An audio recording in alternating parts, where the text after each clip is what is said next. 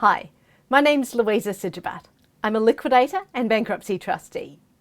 Today's question is, what makes a good liquidation? I've actually been asked this question twice in the last 2 weeks, so here are my thoughts. There are many things that go into making a liquidation good. I've classed them in two main groups. So firstly, I'd say a good liquidation is one that's well planned, well organised and well executed. The other quality which I would consider for a good liquidation is something with a high level of trust between the liquidator, the directors, the creditors and the other stakeholders. So the trust, the integrity, good communication and what I like to call a no surprises approach.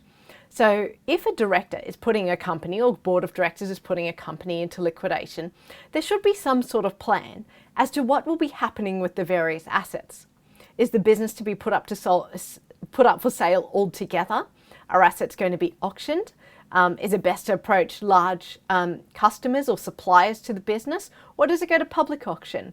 And why? Why is that the best approach? Is there a better approach?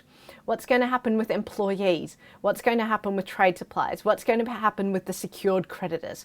So to have a plan and to know what the overall lay of the land, so to speak, is before the liquidation actually starts. Because a liquidator is learning a company usually quite quickly. And so for the liquidator to understand the various parts of the business, then the liquidator can do their best to see how it all works together to see what the maximum value realization is out of that process. So there are a few of the qualities for what I would hope would be a good liquidation.